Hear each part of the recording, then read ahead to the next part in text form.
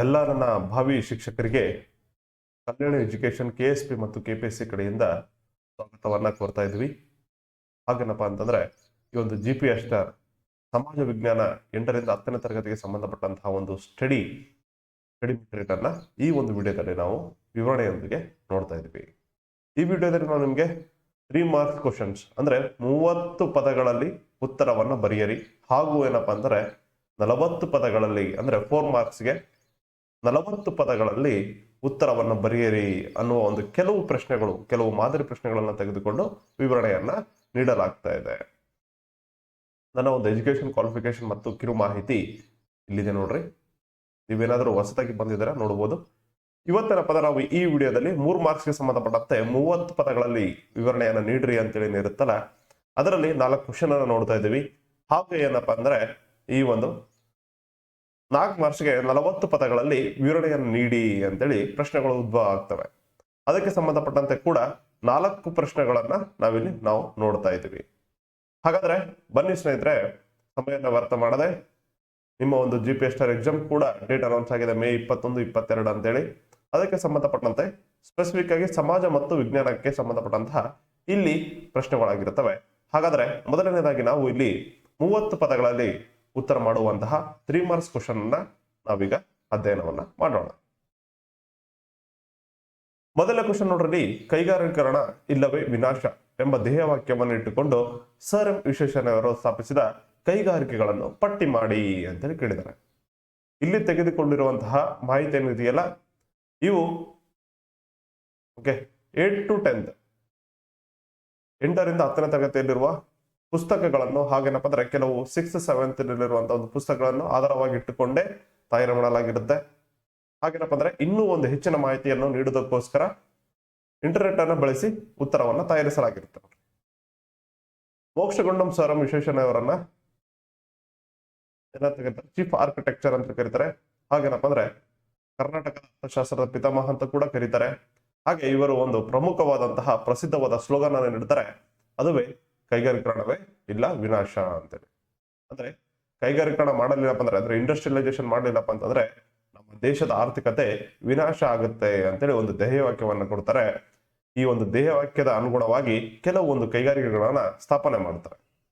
ಹಾಗಾದ್ರೆ ಇದರ ಒಂದು ಕಿರು ಮಾಹಿತಿ ಇದೆ ನೋಡ್ರಿ. ಈ ಪ್ರಶ್ನೆ ಬಂದ್ಬಿಟ್ಟು 3 ಮಾರ್ಕ್ಸ್ಗಾಗಿರುತ್ತೆ, 30 ವರ್ಡ್ಸ್ ಅಲ್ಲಿ ಬರಿಬೇಕು ನೀವು. ಹಾಗಾದ್ರೆ ಇಲ್ಲಿ ಇನ್ಫಾರ್ಮೇಶನ್ ನೀಡಿದ್ವಿ. ನೆಕ್ಸ್ಟ್ ಅಂದ್ರೆ ಇದು ಎಷ್ಟು ವರ್ಡ್ಸ್ ಅಲ್ಲಿ ಅಂತ ಕೂಡ ಕ್ಯಾಲ್ಕುಲೇಷನ್ ಆಗಿ ನೀವು ಬರಿಬೇಕಾಗತ್ತೆ. ಫಸ್ಟ್ ಪಾಯಿಂಟ್ ಏನಪ್ಪ ಅಂದ್ರೆ ನಮ್ಮ ರಾಜ್ಯದ ಕೈಗಾರಿಕಾ ವಲಯದ ನಿರ್ಮಾತೃ ಯಾರಪ್ಪ ಅಂದ್ರೆ ಸರ್ ಎಂ ವಿಶ್ವೇಶ್ವರಯ್ಯನವರನ್ನ ಕರಿತೀವಿ. ನೆಕ್ಸ್ಟ್, ಇಂದು ಕೈಗಾರಿಕೆಗಳನ್ನು ಸ್ಥಾಪಿಸದೆ ಅಭಿವೃದ್ಧಿಯನ್ನು ಸಾಧಿಸಿಕೊಳ್ಳುವುದು ಸಾಧ್ಯವಿಲ್ಲ ಅಂತೇಳಿ ಹೇಳ್ತಾರೆ. ಅವ್ರು ಯಾರಪ್ಪ ಅಂತಂದ್ರೆ ಸರ್ ಎಂ ವಿಶ್ವೇಶ್ವರಯ್ಯನವರು. ಇಷ್ಟೇನಪ್ಪ ಅಂದ್ರೆ ಅವರ 2 ಪ್ರಮುಖ ಸ್ಲೋಗನ್ ಆಯ್ತು. ಹಾಗಾದ್ರೆ ಕ್ವಶನ್ ಏನನ್ನು ಕೇಳಿದರೆ, ಸರ್ ಎಂ ವಿಶ್ವೇಶ್ವರಯ್ಯನವರು ಸ್ಥಾಪಿಸಿದ ಕೈಗಾರಿಕೆಗಳನ್ನು ಪಟ್ಟಿ ಮಾಡಿ. ನಾವಿಲ್ಲಿ ಏನಪ್ಪ ಅಂದ್ರೆ ತುಂಬಾ ವಿವರಣೆಯನ್ನು ನೀಡ್ತಾ ಹೋದಂಗೆಲ್ಲ ಏನಾಗತ್ತಪ್ಪ ಅಂದ್ರೆ ವಿಶ್ವೇಶ್ವರಯ್ಯನವರ ಬಗ್ಗೆ ತುಂಬಾ ನೀಡ್ಬೋದು. ಅವ್ರ ದಿವಾನರಗಿರಿಯನ್ನು ನೋಡ್ಬೋದು, ಎಲ್ಲ ನೋಡ್ಬೋದು. ಬಟ್ ಏನಪ್ಪ ಅಂದ್ರೆ ನಮ್ಗೆ ಇಲ್ಲಿ 30 ವರ್ಡ್ಸ್ ಅಲ್ಲಿ ಮಾತ್ರ ಉತ್ತರವನ್ನು ಕೊಡ್ಬೇಕಾಗಿರುತ್ತೆ. ಹಾಗಾಗಿ ನಾವು ಇಲ್ಲಿ ಡೈರೆಕ್ಟ್ ಆಗಿ ಉತ್ತರಕ್ಕೆ ಹೋಗ್ಬಿಡ್ಬೇಕು. ಇಲ್ಲಿ ನೋಡ್ರಿ 1, 2, 3, 4 ಪಾಯಿಂಟ್ಸ್ ಇದಾವೆ. 4 ಪಾಯಿಂಟ್ಸ್ ಅನ್ನ ಎಕ್ಸ್ಪ್ಲೇನ್ ಮಾಡೋದ್ರಲ್ಲಿ ನಿಮ್ಗೆ 30 ವರ್ಡ್ಸ್ ಆಗ್ಬಿಟ್ಟಿರುತ್ತೆ. ಹಾಗಾದ್ರೆ ಪ್ರಮುಖ ಕೈಗಾರಿಕೆಗಳು ಆದಷ್ಟು ಏನಪ್ಪಾ ಅಂತಂದ್ರೆ 30 ವರ್ಡ್ಸ್ ಅಂತೇಳಿ ಮ್ಯಾಕ್ಸಿಮಮ್ ಕೊಟ್ಟಿದ್ದೇನಪ್ಪ ಅಂತಂದ್ರೆ 25ರಿಂದ 30 ವರ್ಡ್ಸ್ ಇನ್ ಬಿಟ್ವೀನ್ ಅಲ್ಲಿ ಬರ್ರಿ. ಇದಕ್ಕಿಂತ ಕಡಿಮೆ ಕೂಡ ಬರಿಬೇಡ್ರಿ. ಮತ್ತೇನಪ್ಪ ಅಂದ್ರೆ 30 ವರ್ಡ್ಸ್ಗಿನ ಹೆಚ್ಚಿಗೆ ಬರಿಬೇಡ್ರಿ. 31, 32 ಆದ್ರೆ ನಡೆಯುತ್ತೆ. ಬಟ್ ಏನಪ್ಪಾ ಅಂದ್ರೆ ನೀವು 40 ವರ್ಡ್ಸ್ 45 ವರ್ಡ್ಸ್ ಎಲ್ಲ ಬರೆಯೋದು ಬೇಕಾಗಿಲ್ಲ. ಎಷ್ಟು ಕೊಟ್ಟಿರ್ತಾನಲ್ಲ ಅಷ್ಟೇ ಅಕ್ಯುರೇಟ್ ಆಗಿ ಇನ್ಫಾರ್ಮೇಶನ್ ಅನ್ನ ತುಂಬಬೇಕು. 1923ರಲ್ಲಿ ಏನಾಗತ್ತಪ್ಪ ಅಂದ್ರೆ ಶಿವಮೊಗ್ಗ ಜಿಲ್ಲೆಯ ಭದ್ರಾವತಿಯಲ್ಲಿ ಉಕ್ಕು ಮತ್ತು ಕಬ್ಬಿಣ ಕೈಗಾರಿಕೆಯನ್ನ ಸ್ಥಾಪನೆ ಮಾಡಲಾಗುತ್ತೆ. ಮೊದಲು ಮೈಸೂರು ಉಕ್ಕು ಮತ್ತು ಕಬ್ಬಿಣ ಕೈಗಾರಿಕೆ ಅಂತ ಹೇಳಿ ಇರುತ್ತೆ. ತದನಂತರದಲ್ಲಿ ಏನಾಗತ್ತಪ್ಪ ಅಂದ್ರೆ ವಿಸ್ಕೋ ಅಂತ ಹೇಳಾಗುತ್ತೆ. Visvesvaraya iron and steel company ಅಂತೇಳಿ ಇದು ಕೂಡ ಏನಿದೆ. ನೆಕ್ಸ್ಟ್ ಗೆ ಏನಿದೆಯಲ್ಲ, ಇದು ಶಿವಮೊಗ್ಗ ಜಿಲ್ಲೆಯಲ್ಲಿ ಭದ್ರಾವತಿಯಲ್ಲಿ ಸ್ಥಾಪನೆ ಮಾಡ್ತಾರಲ್ಲ, ಅದೇ ಏನಾಗತ್ತಪ್ಪ ಅಂದ್ರೆ ಈಗ ಪ್ರೆಸೆಂಟ್ ವಿಸ್ಕೋ ಆಗಿ ಮರುನಾಮಕರಣಗೊಂಡಿದೆ. ನೆಕ್ಸ್ಟ್ 2ನೇದು ಕಾರ್ಖಾನೆ ನೋಡ್ರಿ, ಕಾಗದದ ಕಾರ್ಖಾನೆಯನ್ನ ಸ್ಥಾಪನೆ ಮಾಡಲಾಗುತ್ತೆ. ಇದು ಮೈಸೂರು ಪೇಪರ್ ಮಿಲ್ ಅಂತೇಳಿ ಶಿವಮೊಗ್ಗ ಜಿಲ್ಲೆಯ ಭದ್ರಾವತಿಯಲ್ಲಿಯೇ ಸ್ಥಾಪನೆ ಮಾಡ್ತಾರೆ. ಅವಧಿ ಎಷ್ಟಪ್ಪ ಅಂದ್ರೆ 1936ರಲ್ಲಿ ಶಂಕುಸ್ಥಾಪನೆ ಮಾಡಿ 37ರಲ್ಲಿ ಏನಾಗತ್ತಪ್ಪ ಅಂದ್ರೆ ಇದು ಇನಾಗ್ರೇಷನ್ ಮಾಡಲಾಗುತ್ತೆ. ನೆಕ್ಸ್ಟ್ ಮೂರನೇದು ನೋಡ್ರಿ, ಬೆಂಗಳೂರಿನ ಮಾಹಿತಿ ತಂತ್ರಜ್ಞಾನ ಮತ್ತು ಜೈವಿಕ ತಂತ್ರಜ್ಞಾನವನ್ನ ಸ್ಥಾಪನೆ ಮಾಡಿದ ಕೀರ್ತಿ ಕೂಡ ಈ ಒಂದು ಸರ್ ಎಂ ವಿಶ್ವೇಶ್ವರಯ್ಯನವರಿಗೆ ಸಲ್ಲುತ್ತದೆ. ಹಾಗೆ ತುಮಕೂರು ಜಿಲ್ಲೆಯ ಅಂಬಸಂದ್ರದಲ್ಲಿ ಬಿರ್ಲಾ ಕಂಪನಿಯನ್ನು ಸ್ಥಾಪನೆ ಮಾಡ್ತಾರೆ. ಇವೆಲ್ಲವೂ ಕೀರ್ತಿ ಯಾರಿಗಪ್ಪ ಅಂದ್ರೆ ಸರ್ ಎಂ ವಿಶ್ವೇಶ್ವರಯ್ಯನವರಿಗೆ ದೊರೆಯುತ್ತದೆ. ಇನ್ನು ಏನಪ್ಪ ಅಂದ್ರೆ ಹೆಚ್ಚಿನ ಮಾಹಿತಿ ನೋಡುವುದಾದ್ರೆ ಕರ್ನಾಟಕ ಸೋಪ್ಸ್ ಮತ್ತು ಡಿಟರ್ಜೆಂಟ್ ಲಿಮಿಟೆಡ್ ಅಂತೇಳಿ ಬರುತ್ತೆ, ಮೈಸೂರು ಸ್ಯಾಂಡಲ್ ಸೋಪ್ ಅಂತೇಳಿ ಬರುತ್ತಲ್ಲ, ಅದು ಕೂಡ ಯಾರಾಗಪ್ಪ ಅಂದ್ರೆ ಈ ಸರ್ ಎಂ ವಿಶ್ವೇಶ್ವರಯ್ಯನವರ ಅವಧಿಯಲ್ಲಿಯೇ ಸ್ಥಾಪನೆ ಮಾಡಲಾಗುತ್ತೆ. ಇದನ್ನು 1916ರಲ್ಲಿ ಕೃಷ್ಣರಾಜ ಒಡೆಯರ್, ಅವಾಗ ರಾಜ ಯಾರಿರ್ತಾರಪ್ಪ ಅಂದ್ರೆ ನಾಲ್ವಡಿ ಕೃಷ್ಣರಾಜ ಒಡೆಯರ್ ಇರ್ತಾರೆ. ಹಾಗೆ ದಿವಾನರು ಯಾರಿರ್ತಾರಪ್ಪ ಅಂದ್ರೆ ಸರ್ ಎಂ ವಿಶ್ವೇಶ್ವರಯ್ಯನವರು ಇರ್ತಾರೆ. ಇವರ ಒಂದು ಅವಧಿಯಲ್ಲಿ 1918ರಲ್ಲಿ ಮೈಸೂರು ಸ್ಯಾಂಡಲ್ ಸೋಪ್ ಅನ್ನ ಪ್ರಾರಂಭಿಸಲಾಗುತ್ತದೆ. ಇದು ಕೂಡ ಒಂದು ಪ್ರಮುಖ ಕೈಗಾರಿಕೆ ಆಗಿರುತ್ತೆ ನೋಡ್ರಿ. 1918ರಲ್ಲಿ ಮೈಸೂರು ಸ್ಯಾಂಡಲ್ ಸೋಪ್ ಸ್ಥಾಪನೆ ಆಗುತ್ತೆ. ನೆಕ್ಸ್ಟ್ ಇಲ್ಲಿ ವಿಶ್ವೇಶ್ವರಯ್ಯ ಕಬ್ಬಿಣ ಮತ್ತು ಉಕ್ಕಿನ ಸ್ಥಾವರ ಅಂತ ಹೇಳಿದ್ರು ನೋಡ್ರಿ. ಪ್ರೆಸೆಂಟ್ ಏನಪ್ಪ ಅಂದ್ರೆ ಸ್ಟೇಲ್ ಅಂತೇಳಿ ಬರುತ್ತೆ, steel authority of India limited ಅಂತೇಳಿ ಭಾರತೀಯ ಉಕ್ಕು ಪ್ರಾಧಿಕಾರದ ಒಂದು ಭಾಗ ಆಗಿರುತ್ತೆ. ಹಾಗೇನಪ್ಪ ಅಂದ್ರೆ ಇದು 18 ಜನವರಿ 1923ರಲ್ಲಿ ಸ್ಥಾಪನೆ ಆಗಿರುತ್ತೆ. ಅವಧಿ ಕೂಡ ಬರೆದ್ರೆ ಸ್ವಲ್ಪ ಅವ್ರಿಗೆ ಏನಾಗುತ್ತಪ್ಪ ಅಂದ್ರೆ ಲುಕ್ ಅನ್ನ ನೀಡುತ್ತೆ. ಪ್ರೆಸೆಂಟ್ ಎಲ್ಲಿದೆ ಪ್ರಧಾನ ಕಚೇರಿ ಅಂದ್ರೆ ಭದ್ರಾವತಿ, ಶಿವಮೊಗ್ಗ ಜಿಲ್ಲೆಯ ಭದ್ರಾವತಿಯಲ್ಲಿ ಇದರ ಒಂದು ಕೇಂದ್ರ ಕಚೇರಿ ಇದೆ ನೋಡ್ರಿ. ಈಗ ಪ್ರೆಸೆಂಟ್ ವಿಸ್ಕೋ ಅಂತ ಕರೀತಾರೆ. ಮೊದಲೇನಪ್ಪ ಅಂದ್ರೆ Mysuru iron and steel company ಅಂತ ಹೇಳಿತ್ತು, ಅಥವಾ ಭದ್ರಾವತಿ ಈ ಒಂದು ಉಕ್ಕು ಮತ್ತು ಕಬ್ಬಿಣ ಕೈಗಾರಿಕೆ ಇತ್ತು. ಈಗ ಪ್ರೆಸೆಂಟ್ ಏನಪ್ಪ ಅಂದ್ರೆ ವಿಸ್ಕೋ ಅಂತೇಳಿ ಕರಿತೀವಿ. ಎರಡೂ ಒಂದೇ, ಕನ್ಫ್ಯೂಸ್ ಆಗಕ್ಕೆ ಹೋಗ್ಬೇಡ್ರಿ. ಇಲ್ಲಿ ಬ್ಯಾಂಕ್ ಖಾತೆ ತೆಗೆಯುವುದರಿಂದ ಆಗುವ ಅನುಕೂಲಗಳು ಯಾವುವು ಅಂತ ಕೇಳಿದಾನೆ. ಬೆನಿಫಿಟ್ಸ್ ಏನಪ್ಪಾ, ಒಂದು ಬ್ಯಾಂಕ್ ಖಾತೆಯನ್ನು ತೆಗೆದ್ರೆ ಯಾವ ರೀತಿಯ ನಿಮ್ಗೆ ಬೆನಿಫಿಟ್ಸ್ ಆಗುತ್ತೆ ಅನ್ನೋದು ಇಲ್ಲಿ ಒಂದು ಕ್ವಶನ್ ಆಗಿದೆ. ಅದಕ್ಕೆ ಸಂಬಂಧಪಟ್ಟಂತೆ ಇಲ್ಲಿ ಬ್ಯಾಂಕ್ ಹಣ ಮತ್ತು ಬ್ಯಾಂಕಿನ ವ್ಯವಸ್ಥೆ ಅಂತ ಹೇಳಿದೆ ನೋಡ್ರಿ, ಆ ಚಾಪ್ಟರ್ಲಿಂದ ಈ ಒಂದು ಆನ್ಸರ್ಸ್ ಅನ್ನ ತೆಗೆದುಕೊಂಡಿದ್ವಿ. ಬ್ಯಾಂಕ್ ಖಾತೆ ತೆಗೆಯುವುದರಿಂದ ಆಗುವ ಅನುಕೂಲಗಳನ್ನ ನಾವಿಲ್ಲಿ ಪಟ್ಟಿ ಮಾಡಿದೀವಿ. ಅದ್ರ ಮುಖಾಂತರ ನಾವು ಒಂದೊಂದಾಗಿ ನೋಡ್ತವ. ಇಲ್ಲಿ ಫಸ್ಟ್ ಆಫ್ ಆಲ್ ಏನಪ್ಪಾ ಅಂದ್ರೆ ಬ್ಯಾಂಕ್ ಖಾತೆಯು ಹಣದ ಒಂದು ಭದ್ರತೆಯನ್ನ ಕಾಪಾಡುತ್ತೆ. ಓಕೆ, ಮನೆಯಲ್ಲಿ ಏನಾದ್ರೂ ನೀವು ಹಣವನ್ನು ಇಟ್ರೆ ಯಾರಾದ್ರೂ ಕದ್ಕೊಂಡು ಹೋದ್ರೆ ಏನಾಗುತ್ತಪ್ಪ ಅಂದ್ರೆ ಅದು ಲಾಸ್ ಆಫ್ ಪೇ ಆಗುತ್ತೆ, ಅದ್ರ ರಿಕವರ್ ಆಗಲ್ಲ, ಅಥವಾ ಅದಕ್ಕೆ ಯಾವುದೇ ರೀತಿಯಾದಂತಹ ಇನ್ಸೂರೆನ್ಸ್ ಇರಲ್ಲ. ಅದೇ ನೀವೇನಾದ್ರೂ ಬ್ಯಾಂಕ್ ಅಲ್ಲಿ ಠೇವಣಿ ಮಾಡಿದ್ರೆ ಏನಾಗುತ್ತೆ, ಅದಕ್ಕೆ ಭದ್ರತೆ ಸಿಕ್ಕಂಗಾಗತ್ತೆ. ಓಕೆ, ಆ ಹಣದ ಸಂಪೂರ್ಣ ಒಂದು ಹೊಣೆಗಾರಿಕೆಯನ್ನ ಬ್ಯಾಂಕ್ ವಹಿಸಿಕೊಳ್ಳುತ್ತದೆ. ನೆಕ್ಸ್ಟ್, ಬ್ಯಾಂಕ್ ಖಾತೆಯು ಹಣದ ಪಾವತಿಗಳನ್ನು ಮಾಡಲು ಸಹಾಯ ಮಾಡುತ್ತದೆ. ಓಕೆ, ಹಣದ ಪಾವತಿಗಳು ಪೇಮೆಂಟ್ ಮಾಡೋದಕ್ಕೆ ಇದು ಸಹಾಯ ಮಾಡುತ್ತೆ. ಹಾಗೆ ಬ್ಯಾಂಕ್ ಖಾತೆ ಏನ್ ಮಾಡುತ್ತಪ್ಪ ಅಂತಂದ್ರೆ, ನೀವು ಹಣವನ್ನು ಇಟ್ಟಾಗ ಏನಾಗುತ್ತಪ್ಪ ಅಂದ್ರೆ ನಿಮ್ಮ ಮನೆಯಲ್ಲಿ ಇಟ್ಕೊಂಡ್ರೆ ಯಾರಿಗಾದ್ರೂ ಕೊಡೋದಿತ್ತು ಅಂತಂದ್ರೆ, ಅಥವಾ ಒಂದು ಊರಿಂದ ಇನ್ನೊಂದು ಊರಿಗೆ ಕೊಡ್ಬೇಕಾಗಿತ್ತು ಅಂತಂದ್ರೆ ನೀವು ಟ್ರಾವೆಲ್ ಮಾಡಿ ಕೊಡ್ಬೇಕಾಗತ್ತೆ, ಸಮಯ ಹೆಚ್ಚಾಗುತ್ತೆ. ಅದೇ ಬ್ಯಾಂಕ್ ಏನ್ ಮಾಡುತ್ತೆ, ನಿಮ್ಗೆ ಚೆಕ್ ಬುಕ್ ಕೊಟ್ಟಿರುತ್ತೆ, ಡೆಬಿಟ್ ಕಾರ್ಡ್ ಕೊಟ್ಟಿರುತ್ತೆ, ಕ್ರೆಡಿಟ್ ಕಾರ್ಡ್ ಕೊಟ್ಟಿರುತ್ತೆ, ಹಾಗೂ ಏನಾಗುತ್ತಪ್ಪ ಅಂದ್ರೆ ಆನ್ಲೈನ್ ಪೇಮೆಂಟ್ ವ್ಯವಸ್ಥೆಯನ್ನು ಕೂಡ ಮಾಡಿರುತ್ತೆ. ಇದೆಲ್ಲದರ ಮೂಲಕ ಏನಾಗುತ್ತಪ್ಪ ಅಂದ್ರೆ ತ್ವರಿತಗತಿಯಲ್ಲಿ ಹಾಗೇನಪ್ಪ ಅಂದ್ರೆ ಸಮಯವನ್ನ ವೆಚ್ಚ ಮಾಡೋದೇನಾಗುತ್ತಪ್ಪ ಅಂದ್ರೆ ಇಲ್ಲಿ ಹಣದ ಒಂದು ವ್ಯವಹಾರವನ್ನ ಕೈಗೊಳ್ಳಬಹುದು. ಯಾವುದರ ಮೂಲಕ, ಬ್ಯಾಂಕ್ ಖಾತೆಯನ್ನ ತೆಗೆಯುವುದರ ಮೂಲಕ. ಬ್ಯಾಂಕ್ ಖಾತೆಯು ಹಣವನ್ನು ವಸೂಲು ಮಾಡಲು ಸಹಾಯ ಮಾಡುತ್ತದೆ. ಓಕೆ, ನೆಕ್ಸ್ಟ್ ಏನಪ್ಪಾ ಅಂದ್ರೆ ಬ್ಯಾಂಕ್ ಖಾತೆಯನ್ನು ಹೊಂದಿರುವವರು ಸಾಲ ಪಡೆಯಲು ಸಾಧ್ಯವಾಗುತ್ತದೆ.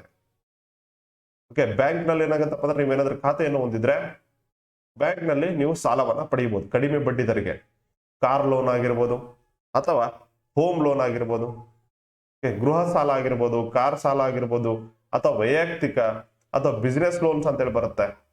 ಯಾವುದೇ ರೀತಿಯಾದಂತಹ ನೀವೇನಾದ್ರೂ ಚಿಕ್ಕದಾಗಿ MSME ಸೆಕ್ಟರ್ಸ್ ಅಲ್ಲಿ ಕೂಡ ಒಂದು ಕೈಗಾರಿಕೆಯನ್ನು ಸ್ಥಾಪಿಸುವುದಾಗಿದ್ರೆ ಅದಕ್ಕೂ ಕೂಡ ಏನಾಗತ್ತಪ್ಪ ನಿಮ್ಗೆ ಲೋನ್ ಅನ್ನ ಸಿಗುತ್ತೆ, ಅಥವಾ ಸಾಲವನ್ನ ಪಡಿಬಹುದು, ಅದು ಕಡಿಮೆ ಬಡ್ಡಿ ದರದಲ್ಲಿ. ನೆಕ್ಸ್ಟ್, ಬ್ಯಾಂಕ್ ಖಾತೆಯು ವ್ಯವಹಾರಗಳನ್ನು ಸುಗಮವಾಗಿ ನಡೆಸಲು ಸಾಧ್ಯ ಮಾಡಿಕೊಡುತ್ತದೆ. ಆಲ್ರೆಡಿ ಹೇಳಿದೆ ನಿಮ್ಗೆ, ಬ್ಯಾಂಕ್ ಖಾತೆ ಏನಿದೆಯಲ್ಲ ವ್ಯವಹಾರಗಳನ್ನು ಸುಗಮವಾಗಿ, ಓಕೆ ಅಂದ್ರೆ ಈಸಿಯಾಗಿ ನಡೆಸಲು ಸಾಧ್ಯ ಮಾಡಿ ಕೊಡುತ್ತದೆ, ಸುಗಮವಾಗಿ ನಡೆಸಲು ಸಾಧ್ಯ ಮಾಡಿ ಕೊಡುತ್ತದೆ. ಯಾವುದೇ ರೀತಿಯಾದಂತಹ ತೊಂದರೆ ಆಗೋದಿಲ್ಲ, ಈಸಿಯಾಗಿ ಟ್ರಾನ್ಸಾಕ್ಷನ್ ಮಾಡಬಹುದು. ನೀವು ಮನೆಯಲ್ಲೇ ಕುಂತು ಇವತ್ತು ನೋಡ್ರಿ ಬ್ಯಾಂಕಿಗೆ ಕೂಡ ಹೋಗೋದ್ ಬೇಕಾಗಿಲ್ಲ, ಮನೆಯಲ್ಲೇ ಕೂತ್ಬಿಟ್ಟು ಏನಪ್ಪಾ ಅಂದ್ರೆ ಮೊಬೈಲ್ ಅಲ್ಲೇ ನೀವು ಎಲ್ಲಾ ಮಾಡಬಹುದು. ಇಂಟರ್ನೆಟ್ ಬ್ಯಾಂಕಿಂಗ್ ಅಂತೇಳಿ ಫೆಸಿಲಿಟಿಯನ್ನ ನೀಡಿದ್ದಾರೆ. ಅದ್ರ ಮೂಲಕ ಏನಾಗುತ್ತಪ್ಪ ಅಂತಂದ್ರೆ ಮನೆಯಲ್ಲೇ ಕೂತು ನೀವು ಯಾವುದೇ ರೀತಿಯಾದಂತಹ ದೇಶ ವಿದೇಶಗಳಿಗೆ ಕೂಡ ಈ ಒಂದು ಹಣವನ್ನ ಶೇರ್ ಮಾಡಬಹುದು ಅಥವಾ ಕಳಿಸಬಹುದಾಗಿರುತ್ತೆ. ನೆಕ್ಸ್ಟ್, ಬ್ಯಾಂಕ್ ಖಾತೆದಾರರು ಭದ್ರತಾ ಕಪಾಟುಗಳನ್ನು ಪಡೆಯುವುದು. ಭದ್ರತಾ ಕಪಾಟುಗಳು ಅಂದ್ರೆ ಇವೇ ನೋಡ್ರಿ. ಬ್ಯಾಂಕ್ ಲಾಕರ್ಸ್ ಅನ್ನ ಪ್ರೊವೈಡ್ ಮಾಡುತ್ತೆ. ಇದರ ಮೂಲಕ ಏನಾಗತ್ತಪ್ಪ ಅಂದ್ರೆ ನಿಮ್ದು ಯಾವ್ದಾದ್ರು ಇಂಪಾರ್ಟೆಂಟ್ ಡಾಕ್ಯುಮೆಂಟ್ಸ್ ಅಥವಾ ಏನಾದ್ರೂ ಇಂಪಾರ್ಟೆಂಟ್ ಏನಾದ್ರು ನಿಮ್ಗೆ ಅನಿಸಿತ್ತು ಅಂತಂದ್ರೆ ಆ ಒಂದು ಭದ್ರತಾ ಕಪಾಟುಗಳಲ್ಲಿ ಇಡಬಹುದು. ಅದು ಸೇಫ್ ಆಗಿ ಇರುತ್ತೆ ಮತ್ತು ಅದಕ್ಕೆ ಏನಾಗುತ್ತೆ ಬ್ಯಾಂಕ್ಗಳು ಸೆಕ್ಯೂರಿಟಿಯನ್ನ ನೀಡುತ್ತೆ. ಇಷ್ಟು ಏನಾಗತ್ತಪ್ಪ ಅಂದ್ರೆ ಈ ಒಂದು ಬ್ಯಾಂಕ್ ಖಾತೆಯನ್ನ ತೆಗೆದುರಿಂದಾಗುವ ಅನುಕೂಲಗಳು ಆಗಿರ್ತವೆ. ಹಾಗೆ ಇನ್ನೂ ಹಲವು ಇರ್ತವೆ. ಬಟ್ ಏನಪ್ಪಾ ಅಂದ್ರೆ ನಿಮ್ಗೆ 3 ಕ್ವಶನ್ ಒಂದು 3 ಮಾರ್ಕ್ಸ್ ಇರುತ್ತೆ ಅಷ್ಟೇ. ಹೆಚ್ಚನ್ನು ತಿಳ್ಕೊಂಡ್ರಿ ಜಸ್ಟ್ ಬರೆಯಬೇಕಾದ್ರೆ ಮಾತ್ರ 30 ಶಬ್ದಗಳು ಮೀರದಂತೆ ಬರೆಯುವುದನ್ನ ಮಾತ್ರ ಮರೆಯಬೇಡಿ. ನೀವು ಇದನ್ನ ಇವಾಗ್ಲಿಂದ ಏನಾಗತ್ತಪ್ಪ ಅಂದ್ರೆ ಪ್ರಾಕ್ಟೀಸ್ ಮಾಡ್ರಿ. ಸುಮ್ಮನೆ ನೀವು ಓದ್ತಾ ಹೋಗ್ಬೇಡ್ರಿ, ಬರೆಯೋದನ್ನು ಕೂಡ ಪ್ರಾಕ್ಟೀಸ್ ಮಾಡ್ರಿ. ಯಾಕಪ್ಪ ಅಂದ್ರೆ ಇಲ್ಲಿ ನಿಮ್ಗೆ MCQ ಇಲ್ಲ. CET ತರ ಏನಾಗತ್ತಪ್ಪ ಅಂದ್ರೆ MCQ ಟಿಕ್ ಆಗಿ ಬರುವುದಿಲ್ಲ, ಇಲ್ಲಿ ಬರೆಯೋದಿದೆ. ಅದಕ್ಕಾಗಿ ಏನಪ್ಪ ಅಂದ್ರೆ ಇವಾಗ್ಲಿಂದ ಬರೆಯುವುದನ್ನ ಪ್ರಾಕ್ಟೀಸ್. ಹಾಗಾದ್ರೆ ನೆಕ್ಸ್ಟ್ ಕ್ವಶನ್ ನಾನು ನೋಡೋಣ. ವ್ಯವಹಾರ ಸಂಸ್ಥೆಗಳಿಗೆ ಅಲ್ಪಾವಧಿ ಸಾಲಕ್ಕಾಗಿ ಇರುವ ಯಾವುದಾದರೂ 4 ಮೂಲಗಳನ್ನ ತಿಳಿಸಿ ಅಂತ ಕ್ವಶನ್ ಕೇಳಿದಾನೆ. ಹಾಗಾದ್ರೆ ಇದರ ಒಂದು ಉತ್ತರವನ್ನ ನೋಡೋಣ. ವ್ಯವಹಾರ ಸಂಸ್ಥೆಗಳಿಗೆ ಹಣಕಾಸನ್ನು ಪೂರೈಸುವ ಸಂಸ್ಥೆಗಳ ಬಗ್ಗೆ ಸ್ವಲ್ಪ ಒಂದು ವಿವರಣೆಯನ್ನು ತಿಳ್ಕೊಳ್ಳೋಣ. ಹಣಕಾಸಿನ ಸಂಸ್ಥೆಗಳು, ಸಾಂಘಿಕ ಸಂಸ್ಥೆಗಳು ಮತ್ತು ಕೈಗಾರಿಕೆಗಳಿಗೆ ದೀರ್ಘಾವಧಿ ಸಾಲವನ್ನು ನೀಡಲು ಕೆಲವು ಹಣಕಾಸಿನ ಸಂಸ್ಥೆಗಳು ಸ್ಥಾಪಿತವಾಗಿವೆ. ಅವುಗಳೆಂದರೆ ಯಾವ್ಯಾವಪ್ಪ ಅಂತ ಸ್ವಲ್ಪ ನೋಡೋಣ. ಇಲ್ಲಿ 4 ಕೇಳಿದಾನೆ ಅಷ್ಟೇ. ಓಕೆ, ಇದರಲ್ಲಿ 4 ಬರೆದ್ರೆ ಸಾಕು. ನಾವು ಜಸ್ಟ್ ಏನಪ್ಪ ಅಂದ್ರೆ ಇನ್ಫಾರ್ಮೇಶನ್ ಸಲುವಾಗಿ 6 ನೀಡಲಾಗಿದೆ ನೋಡ್ರಿ. ಓಕೆ, ಹಾಗಾದ್ರೆ ಮೊದಲನೇದನ್ನು ನೋಡೋಣ. ಇಲ್ಲಿ ಭಾರತೀಯ ಕೈಗಾರಿಕಾ ಹಣಕಾಸು ನಿಗಮ. ಓಕೆ, ಹಾಗಾದ್ರೆ ಮೊದಲನೇದು ಯಾವುದು? ಭಾರತೀಯ ಕೈಗಾರಿಕಾ ಹಣಕಾಸು ನಿಗಮ. ನೆಕ್ಸ್ಟ್ ಅದೇನಪ್ಪ ಅಂದ್ರೆ ರಾಜ್ಯ ಹಣಕಾಸು ನಿಗಮಗಳು. ನೆಕ್ಸ್ಟ್ ಏನಪ್ಪ ಅಂದ್ರೆ industrial development bank of India, ಭಾರತೀಯ ಕೈಗಾರಿಕಾ ಅಭಿವೃದ್ಧಿ ಬ್ಯಾಂಕ್ ಆಗಿರ್ಬೋದು. ನೆಕ್ಸ್ಟ್ ಏನಪ್ಪ ಅಂದ್ರೆ ಇಲ್ಲಿ ಎಕ್ಸಿಮ್ ಬ್ಯಾಂಕ್ ಅಂತ ಹೇಳಿದೆ. ಎಕ್ಸಿಮ್ ಬ್ಯಾಂಕ್ ಅಂದ್ರೆ ಎಕ್ಸ್ಪೋರ್ಟ್, ಹಾಗೇನಪ್ಪ ಅಂದ್ರೆ ಇಂಪೋರ್ಟ್. ಆಮದು ಮತ್ತು ರಫ್ತು ಬ್ಯಾಂಕ್ ಆಗಿರ್ಬೋದು, ಅಥವಾ ಆಯಾತ ಮತ್ತು ನಿರ್ಯಾತ ಬ್ಯಾಂಕ್ ಅಂತ ಕರೀತಾರೆ. ಬಟ್ ಏನಪ್ಪ ಅಂದ್ರೆ ಎಕ್ಸಾಕ್ಟ್ ಆಗಿ ನೀವು ಆಮದು ಮತ್ತು ರಫ್ತು ಬ್ಯಾಂಕ್ ಅಂತ ಬರೆದ್ರು ಕೂಡ ಸರಿಯಾದ ಉತ್ತರ ಆಗಿರುತ್ತೆ. ಎಕ್ಸ್ಪೋರ್ಟ್ ಮತ್ತು ಇಂಪೋರ್ಟ್ ಬ್ಯಾಂಕ್ ಆಗಿರ್ಬೋದು. ನೆಕ್ಸ್ಟ್ ಏನಪ್ಪ ಅಂದ್ರೆ ವಾಣಿಜ್ಯ ಬ್ಯಾಂಕ್ಗಳು, ಕಮರ್ಷಿಯಲ್ ಬ್ಯಾಂಕ್ಸ್ ಆಗಿರ್ಬೋದು. ಇವು ಕೂಡ ಏನಾಗತ್ತಪ್ಪ ಅಂದ್ರೆ ಈ ಒಂದು ವ್ಯವಹಾರ ಸಂಸ್ಥೆಗಳಿಗೆ ಅಥವಾ ಕೈಗಾರಿಕೆಗಳು ಏನಾಗತ್ತಪ್ಪ ಅಂದ್ರೆ ಸಾಲವನ್ನ ಒದಗಿಸುತ್ತವೆ. ನೆಕ್ಸ್ಟ್ ಸಿಡ್ಬಿ ಅಂತ ಕೇಳಿರ್ತಾರೆ, small industrial development bank of India ಅಂತೇಳಿ. ಇದು ಕೂಡ ಏನಾಗತ್ತಪ್ಪ ಅಂದ್ರೆ ಕೆಲವೊಂದು ವ್ಯವಹಾರಗಳಿಗೆ ಸಾಲವನ್ನ ಒದಗಿಸುತ್ತದೆ. ಇದು ಕಮರ್ಷಿಯಲ್ ಬ್ಯಾಂಕ್ಸ್ ಅಡಿಯಲ್ಲಿಯೇ ಬರುತ್ತೆ. ಸಿಡ್ಬಿ ಅಂತ ಕೂಡ ಸಪರೇಟ್ ಆಗಿ ಬರಿಬಹುದು, ಅಥವಾ ವಾಣಿಜ್ಯ ಬ್ಯಾಂಕ್ಗಳು ಅಂತ ಕೂಡ ಬರಿಬಹುದು ನೀವು ಇಲ್ಲಿ. ನೆಕ್ಸ್ಟ್ ಕೋಆಪರೇಟಿವ್ ಬ್ಯಾಂಕ್, ಸಹಕಾರಿ ಬ್ಯಾಂಕ್ಗಳು ಕೂಡ ಹಣಕಾಸಿನ ನೆರವನ್ನ ಒದಗಿಸುತ್ತದೆ. ಒಟ್ಟು 6 ಹೇಳಿದೀವಿ. ಇಲ್ಲಿ ಏನಪ್ಪ ಅಂದ್ರೆ 4 ಮೂಲಗಳನ್ನು ತಿಳಿಸಿ ಅಂತ ಕೇಳಿದರೆ 4 ಮೂಲಗಳನ್ನ ತಿಳಿಸಿದ್ರೆ ಸಾಕು. ನೆಕ್ಸ್ಟ್ ಸ್ವಲ್ಪ ಒಂದು ವಿವರಣೆಯನ್ನು ನೀಡಲಾಗಿದೆ ನೋಡ್ರಿ. ಭಾರತೀಯ ಕೈಗಾರಿಕಾ ಹಣಕಾಸು ನಿಗಮವನ್ನು ಯಾವಾಗಪ್ಪ 1948ರಲ್ಲಿ ಸ್ಥಾಪಿಸಲಾಗುತ್ತದೆ. ಇದು ಕೈಗಾರಿಕೆಗಳಿಗೆ ದೀರ್ಘಾವಧಿ ಸಾಲಗಳನ್ನು ನೀಡಲು ಸ್ಥಾಪನೆ ಮಾಡಲಾಗಿರುತ್ತೆ. ಹಾಗೆ ರಾಜ್ಯ ಹಣಕಾಸು ನಿಯಮಗಳು 1951ರಲ್ಲಿ ರಾಜ್ಯ ಸರ್ಕಾರಗಳು ತಮ್ಮ ರಾಜ್ಯಗಳಲ್ಲಿ ರಾಜ್ಯ ಹಣಕಾಸು ನಿಗಮಗಳನ್ನು ಸ್ಥಾಪಿಸಲು ಕಾಯ್ದೆಯನ್ನ ಜಾರಿ ಮಾಡಲಾಗ್ತದೆ. ಬಟ್ ಈ ಕಾಯ್ದೆ ಏನಾಗುತ್ತಪ್ಪ ಅಂದ್ರೆ ಮೊದಲು ಜಮ್ಮು ಕಾಶ್ಮೀರದಲ್ಲಿ ಅನ್ವಯ ಆಗ್ತಾ ಇರಲ್ಲ. 2019ರಲ್ಲಿ ಜಮ್ಮು ಕಾಶ್ಮೀರವನ್ನ ಭಾರತದಲ್ಲಿ ಅಧಿಕೃತವಾಗಿ ಸೇರ್ಪಡೆಗೊಳಿಸಲಾಗುತ್ತದೆ. ಏನಪ್ಪ ಅಂದ್ರೆ ಒಟ್ಟಾರೆಯಾಗಿ ಭಾರತದಲ್ಲಿ ಎಲ್ಲ ರಾಜ್ಯಗಳಿಗೆ ಒಂದೇ ಕಾನೂನನ್ನ ಜಾರಿಗೊಳಿಸಲಾಗ್ತದೆ. ಹಾಗಾಗಿ ಈ ಪ್ರೆಸೆಂಟ್ ಆಗಿದ್ದು ಜಮ್ಮು ಕಾಶ್ಮೀರಕ್ಕೆ ಅಪ್ಲೈ ಆಗಲ್ಲ. ನೆಕ್ಸ್ಟ್ ಭಾರತೀಯ ಕೈಗಾರಿಕಾ ಅಭಿವೃದ್ಧಿ bank, industrial development bank of India. ಇದು 1964ರಲ್ಲಿ ಪ್ರಾರಂಭ ಆಗುತ್ತೆ. ಹಾಗೇನಪ್ಪ ಅಂದ್ರೆ ಇದು 1976 ತನಕ RBI ನ ಒಡೆತನದಲ್ಲಿರುತ್ತೆ. ನೆಕ್ಸ್ಟ್ 1976 ನಂತರ ಕೇಂದ್ರ ಸರ್ಕಾರಕ್ಕೆ ಇದು ವರ್ಗಾವಣೆ ಮಾಡಲಾಗುತ್ತೆ. ಜಸ್ಟ್ ನಿಮ್ಗೆ ಇದು ಇನ್ಫಾರ್ಮೇಶನ್ ಏನ್ ಬೇಕಾಗಿಲ್ಲ. 3 ಮಾರ್ಕ್ಸ್ ಕೇಳಿದಾನೆ. 3 ಮಾರ್ಕ್ಸ್ ಅಂದ್ರೆ ಕೇವಲ ನೀವು ಈ ಒಂದು ಬ್ಯಾಂಕ್ಗಳ ಹೆಸರುಗಳನ್ನ ಬರೆದ್ರೆ ಸಾಕು. ಇನ್ನು ಎಕ್ಸಿಮ್ ಬ್ಯಾಂಕ್ ಅನ್ನು ನೋಡೋದಾದ್ರೆ ಎಕ್ಸ್ಪೋರ್ಟ್ ಮತ್ತು ಇಂಪೋರ್ಟ್ ಬ್ಯಾಂಕ್ 1982ರಲ್ಲಿ ಸ್ಥಾಪನೆ ಆಗುತ್ತೆ ನೋಡ್ರಿ. ನಿಮ್ಗೆ ಏನಾದ್ರೂ ಮಾಹಿತಿ ಬೇಕಿತ್ತು ಅಂತಂದ್ರೆ ಜಸ್ಟ್ ಒಂದು ಸ್ಟಾಪ್ ಮಾಡಿ ನೀವು ನೋಡ್ಕೋಬಹುದು. ಭಾರತೀಯ ಆರ್ಥಿಕತೆಯಲ್ಲಿ ಕೃಷಿಯ ಪ್ರಾಮುಖ್ಯತೆಯನ್ನು ಬರೆಯಿರಿ ಅಂತೇಳಿ ಕೇಳಿದ್ರೆ. ಓಕೆ, ಭಾರತೀಯ ಒಂದು ಆರ್ಥಿಕತೆಯಲ್ಲಿ ಕೃಷಿಯ ಪ್ರಾಮುಖ್ಯತೆಯನ್ನು ಬರೆಯಿರಿ ಅಂತೇಳಿ 3 ಮಾರ್ಕ್ಸ್ಗೆ ಕೇಳಿದ್ದಾರೆ. ಫಸ್ಟ್ ಆಫ್ ಆಲ್ ಏನಪ್ಪಾ ಅಂತಂದ್ರೆ ನಮ್ಮ ಭಾರತ ದೇಶ ಒಂದು ಕೃಷಿ ಪ್ರಧಾನ ದೇಶವಾಗಿದೆ. ಇದೆಲ್ಲರಿಗೂ ಗೊತ್ತಿರುವಂತಹ ವಿಷಯ. ಹಾಗೇನಪ್ಪ ಅಂದ್ರೆ ಕೃಷಿಯು ಭಾರತದ ಒಂದು ಆರ್ಥಿಕತೆಗೆ ಬೆನ್ನೆಲುಬು ಅಂತ ಕರೆದ್ರು ಕೂಡ ತಪ್ಪಾಗಲ್ಲ. ಕೇವಲ ಆರ್ಥಿಕತೆಗೆ ಅಷ್ಟೇ ಅಲ್ಲ, ಜನರ ಒಂದು ಕಲ್ಯಾಣಕ್ಕಾಗಿ ಹಾಗೇನಪ್ಪ ಅಂದ್ರೆ ಜನರ ಒಂದು ಹಸಿವನ್ನು ನೀಗಿಸಲು ಪ್ರಮುಖವಾದಂತಹ ಒಂದು ಕ್ಷೇತ್ರನೇ ಈ ಒಂದು ಕೃಷಿ ಕ್ಷೇತ್ರ ಆಗಿರುತ್ತೆ. ಹಾಗೆ ಅದರ ಒಂದು ಜನಸಂಖ್ಯೆಯ ಸುಮಾರು 2/3 ಆಗಿರ್ಬೋದು. ಅಥವಾ 2021 ಸೆನ್ಸಸ್ ಪ್ರಕಾರ NSO ಪ್ರಕಾರ ನೋಡುವುದಾದ್ರೆ ನಾವಿಲ್ಲಿ 54%ಕ್ಕಿಂತ ಅಧಿಕ ಜನರು ನೇರವಾಗಿ ಮತ್ತು ಪರೋಕ್ಷವಾಗಿ, ಪ್ರತ್ಯಕ್ಷವಾಗಿ ಮತ್ತು ಪರೋಕ್ಷವಾಗಿ ಈ ಒಂದು ಕೃಷಿ ಅಥವಾ ಒಂದು ಪ್ರಾಥಮಿಕ ವಲಯದಲ್ಲಿ ತೊಡಗಿಕೊಂಡಿದ್ದಾರೆ. ಓಕೆ, ಅಥವಾ ತಮ್ಮ ಒಂದು ಜೀವನೋಪಾಯಕ್ಕಾಗಿ ನೇರವಾಗಿ ಕೃಷಿಯನ್ನು ಅವಲಂಬಿಸಿದ್ದಾರೆ. ಎಷ್ಟು? 2/3 2/3 ಅಂತೇಳಿ ಕರಿತೀವಿ. ಇದು ಬುಕ್ ನಲ್ಲಿರುವಂತಹ ಮಾಹಿತಿ. ಬಟ್ ಏನಪ್ಪ ನೀವು ಬರಿಬೇಕಾದ್ರೆ ಈ ಒಂದು ಪುಸ್ತಕದಲ್ಲಿರುವ ಮಾಹಿತಿಯನ್ನು ಬರಿಬೇಕಾಗುತ್ತೆ. ಜನರಲ್ ಆಗಿ ಏನಾಗುತ್ತಪ್ಪ ಅಂದ್ರೆ ಪ್ರತಿ ವರ್ಷ ಅಪ್ಡೇಟ್ ಆಗ್ತಾ ಇರುತ್ತೆ. ಅದರ ಪ್ರಕಾರ 54% ಜನ ಈ ಒಂದು ಕೃಷಿ ಮೇಲೆ ಅವಲಂಬಿತರಾಗಿದ್ದಾರೆ. ಕೃಷಿಯು ಭಾರತದ ಆರ್ಥಿಕತೆಯ ಮುಖ್ಯ ಒಂದು ನೆಲೆಯಾಗಿರುತ್ತೆ. ಹಾಗೇನಪ್ಪ ಅಂದ್ರೆ ಇದು ಒಟ್ಟು ದೇಶೀಯ ಉತ್ಪನ್ನದ GDP ಅಂತೇಳಿ ಕರಿತೀವಿ ನೋಡ್ರಿ, ಗ್ರಾಸ್ ಡೊಮೆಸ್ಟಿಕ್ ಪ್ರಾಡಕ್ಟ್. ಒಟ್ಟು ದೇಶೀಯ ಉತ್ಪನ್ನದ 26% ಭಾಗವನ್ನ ವಹಿಸಿಕೊಂಡಿರುತ್ತೆ. ಹಾಗೆ ಇದು ದೇಶಕ್ಕೆ ಆಹಾರ ಭದ್ರತೆಯನ್ನು ಖಾತ್ರಿಗೊಳಿಸುತ್ತದೆ ಮತ್ತು ಕೈಗಾರಿಕೆಗಳಿಗೆ ಹಲವಾರು ಕಚ್ಚಾ ವಸ್ತುಗಳನ್ನು ಉತ್ಪಾದಿಸುತ್ತದೆ. ಕೈಗಾರಿಕೆಗಳು ಅವಲಂಬಿತವಾಗಿರುವುದೇ ಈ ಒಂದು ಕೃಷಿ ವಲಯದಿಂದ ನೋಡ್ರಿ. ಯಾಕಪ್ಪ ಅಂದ್ರೆ ಈ ಒಂದು ಕೈಗಾರಿಕೆಗಳಿಗೆ ಕಚ್ಚಾ ವಸ್ತುಗಳೇ ದೊರೆಯಲಿಲ್ಲಪ್ಪ ಅಂದ್ರೆ ಅವು ಯಾವ ಒಂದು ಪ್ರಾಡಕ್ಟ್ ಅನ್ನ ಅಥವಾ ಉತ್ಪನ್ನವನ್ನು ಉತ್ಪಾದನೆ ಮಾಡುತ್ತೆ ಹೇಳ್ರಿ. ಹಾಗಾಗಿ ಏನಾಗತ್ತಪ್ಪ ಅಂದ್ರೆ ಇದು ಕೈಗಾರಿಕೆಗಳಿಗೆ ಹಲವಾರು ಕಚ್ಚಾ ವಸ್ತುಗಳನ್ನ ಉತ್ಪಾದನೆ ಮಾಡುತ್ತೆ. ಈಗ ಒಂದು ಬಟ್ಟೆ ತಯಾರಾಗ್ಬೇಕಂದ್ರೆ ಮೂಲ ಏನ್ ಬೇಕು ನಮ್ಗಿಲ್ಲಿ? ಹತ್ತಿ ಬೇಕಿಲ್ಲಿ. ಹತ್ತಿಯನ್ನು ಯಾರು ಬೆಳಿತಾರೆ? ರೈತನೇ ಬೆಳಿಬೇಕು. ಅದನ್ನು ಕೂಡ ಏನಾದ್ರೂ ಮ್ಯಾನುಫ್ಯಾಕ್ಚರ್ ಮಾಡಕ್ಕಾಗತ್ತಾ ಅಥವಾ ಏನಾದ್ರೂ ಅದನ್ನು ಕೂಡ ಉತ್ಪಾದನೆ ಮಾಡಕ್ಕಾಗತ್ತಾ? ಇಲ್ಲ. ಓಕೆ, ಬಟ್ಟೆಯನ್ನು ಮಾತ್ರ ಉತ್ಪಾದನೆ ಮಾಡಬಹುದು, ಬಟ್ ಅದಕ್ಕೆ ಕಚ್ಚಾ ವಸ್ತು ಹತ್ತಿಯನ್ನು ಏನಾಗತ್ತಪ್ಪ ಅಂದ್ರೆ ಒಬ್ಬ ರೈತನೇ ಬೆಳಿಬೇಕಾಗುತ್ತೆ. ಅಷ್ಟು ಇಂಪಾರ್ಟೆಂಟ್ ಇರುತ್ತೆ. ಆದ್ದರಿಂದ ಕೃಷಿ ಅಭಿವೃದ್ಧಿಯು ನಮ್ಮ ರಾಷ್ಟ್ರೀಯ ಸಮೃದ್ಧಿಯ ಪೂರ್ವಾಪೇಕ್ಷಿಕವಾಗಿದೆ. ಇಷ್ಟೇನಪ್ಪ ಅಂದ್ರೆ ಇದು ಭಾರತೀಯ ಒಂದು ಆರ್ಥಿಕತೆಯಲ್ಲಿ ಕೃಷಿಯ ಒಂದು ಪ್ರಾಮುಖ್ಯತೆ ಆಗಿರುತ್ತೆ. ಹಾಗೆ ಇನ್ನೂ ಏನಾದ್ರೂ ನೀವು ಆಡ್ ಮಾಡಂಗಿದ್ರೆ ಆಡ್ ಮಾಡಬಹುದು.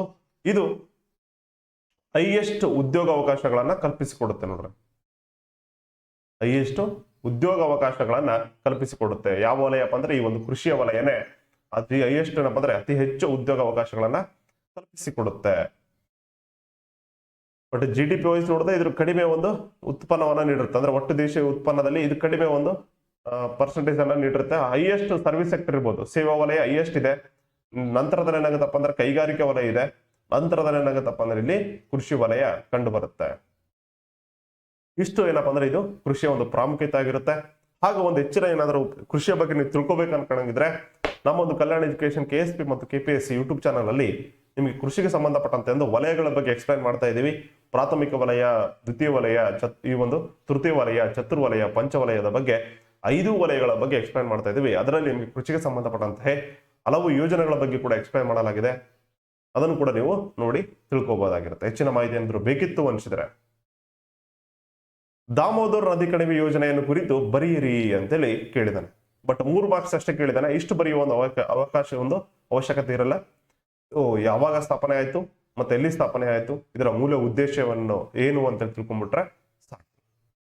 ದಾಮೋದರ್ ವ್ಯಾಲಿ ಕಾರ್ಪೊರೇಷನ್ ಪಶ್ಚಿಮ ಬಂಗಾಳ ಮತ್ತು ಜಾರ್ಖಂಡ್ ರಾಜ್ಯಗಳ ದಾಮೋದರ್ ನದಿ ಪ್ರದೇಶದಲ್ಲಿ ಹಲವಾರು ವಿದ್ಯುತ್ ಕೇಂದ್ರಗಳನ್ನು ನಿರ್ವಹಿಸುವ ಸರ್ಕಾರಿ ನೆರವಿನ ಸಂಸ್ಥೆಯಾಗಿದೆ. ಹಾಗೆ ವಿವಿಧೋಶ ಒಂದು ಯೋಜನೆ ಕೂಡ ಆಗಿರುತ್ತೆ ನೋಡ್ರಿ ದಾಮೋದರ್ ಕಣಿವೆ ಅಂತೇಳಿ. ಈ ನಿಗಮವು ಉಷ್ಣ ವಿದ್ಯುತ್ ಕೇಂದ್ರಗಳು ಮತ್ತು ಜಲ ವಿದ್ಯುತ್ ಕೇಂದ್ರಗಳನ್ನು ನಡೆಸುತ್ತದೆ. ಹಾಗೆ ವಿದ್ಯುತ್ ದಾಮೋದರ್ ಕಣಿವೆ ಯೋಜನೆಯನ್ನು ನಾವು ಇಲ್ಲಿ ನೋಡೋಣ. ಇದೊಂದು ಸ್ವತಂತ್ರ ಭಾರತದ ಮೊದಲ ವಿದ್ಯುತ್ ಯೋಜನೆ ಆಗಿರುತ್ತೆ. ಹಾಗೆ ಜಾರ್ಖಂಡ್ ಮತ್ತು ಪಶ್ಚಿಮ ಬಂಗಾಳ ರಾಜ್ಯಗಳಲ್ಲಿ USA ಅಥವಾ ಅಮೆರಿಕದ ಟೆನ್ನೆಸ್ಸಿ ವ್ಯಾಲಿ ಪ್ರಾಜೆಕ್ಟ್ 1933ರಲ್ಲಿ ಸ್ಥಾಪನೆ ಆಗಿರುತ್ತೆ. ಈ ಒಂದು ಟೆನ್ನೆಸ್ಸಿ ವ್ಯಾಲಿ ಪ್ರಾಜೆಕ್ಟ್ ನ ಆಧಾರದ ಮೇಲೆ ಇದು ದಾಮೋದರ್ ಕಣಿವೆ ಯೋಜನೆ ಸ್ಥಾಪನೆ ಆಗಿರುತ್ತೆ. ಇದು 1948ರಲ್ಲಿ ಸ್ವತಂತ್ರ ಬಂದಿದ್ದು. 1947ರಲ್ಲಿ 1947 ಸ್ವತಂತ್ರ ಬಂದ ನಂತರ 1948ರಲ್ಲಿ ಈ ಒಂದು ದಾಮೋದರ್ ವ್ಯಾಲಿ ಕಾರ್ಪೊರೇಷನ್ ನ ಸ್ಥಾಪನೆ ಮಾಡಲಾಗುತ್ತೆ. ಓಕೆ, ಇಷ್ಟು ಏನಪ್ಪಾ ಅಂತಂದ್ರೆ ಇದು 3 ಮಾರ್ಕ್ಸ್ಗೆ ಆನ್ಸರ್ ಆಗುತ್ತೆ. ಬಟ್ ಹೆಚ್ಚಿನ ಮಾಹಿತಿ ನೋಡೋದಾದ್ರೆ ದಾಮೋದರ್ ನದಿಯು ಚೋಟನಾಗ್ಪುರ್ ಬೆಟ್ಟಗಳಿಂದ ಹುಟ್ಟುತ್ತದೆ. ಇದು ಬಂಗಾಳದಲ್ಲಿ ಹೂಗ್ಲಿ ನದಿಗೆ ಸೇರುತ್ತದೆ. ಈ ಯೋಜನೆಯಲ್ಲಿ ತಿಲಯ್ಯ, ಕೋಲಾರ್, ಮೈತಾನ್ಪುರ ಮತ್ತೇನಪ್ಪ ಅಂದ್ರೆ ಪಂಚೆಟ್ ಬೆಟ್ಟಗಳಲ್ಲಿ ಆಣೆಕಟ್ಟುಗಳನ್ನ ನಿರ್ಮಿಸಲಾಗಿರುತ್ತೆ. ಅಂದ್ರೆ ಇದು ಉಪನದಿಗಳು ಅಂತ ತಿಳ್ಕೋಬಹುದು. ಹಾಗೆ ಈ ಯೋಜನೆಯಲ್ಲಿ ದುರ್ಗಾಪುರದಲ್ಲಿ ಪ್ರಮುಖ ಬ್ಲಾಕರ್ ಅನ್ನ ನಿರ್ಮಿಸಲಾಗಿರುತ್ತೆ. ಇಲ್ಲಿದೆ ನೋಡ್ರಿ ದಾಮೋದರ್ ಬೇಸಿನ್. ಇದು ದಾಮೋದರ್ ನದಿ ಏನಾಗತ್ತಪ್ಪ ಅಂದ್ರೆ ಇಲ್ಲಿ ಅಣೆಕಟ್ಟನ್ನು ಕಟ್ಟಲಾಗಿರುತ್ತೆ. ಇಲ್ಲಿ ಹೂಗ್ಲಿ ನದಿ ಹೋಗಿ ಸೇರುತ್ತೆ. ಓಕೆ, ಇವೆಲ್ಲವೂ ಏನಾಗತ್ತಪ್ಪ ಅಂತಂದ್ರೆ ಡ್ಯಾಮ್ಸ್ಗಳಿವು. ಪಂಚಾಯತ್ ಇವೆಲ್ಲ ಏನಾಗ್ತಾರೆ, ಡ್ಯಾಮ್ಸ್ಗಳಾಗ್ತವೆ. ಇವು ನದಿಗಳಾಗಿರ್ತವೆ ನೋಡಿ, ಬ್ಲೂ ಕಲರ್ ಅಲ್ಲಿ ಇಂಡಿಕೇಟ್ ಆಗಿರುವ ನದಿಗಳಾಗಿರ್ತವೆ. ಈ ಒಂದು ಗ್ರೇ ಕಲರ್ ಅಲ್ಲಿ ಇಂಡಿಕೇಟ್ ಆಗಿರೋದು ಡ್ಯಾಮ್ಸ್ಗಳಾಗಿರ್ತವೆ, ಅಥವಾ ರಿಸರ್ವೇಶ್ ಆಗಿರ್ತವೆ ನೋಡ್ರಿ.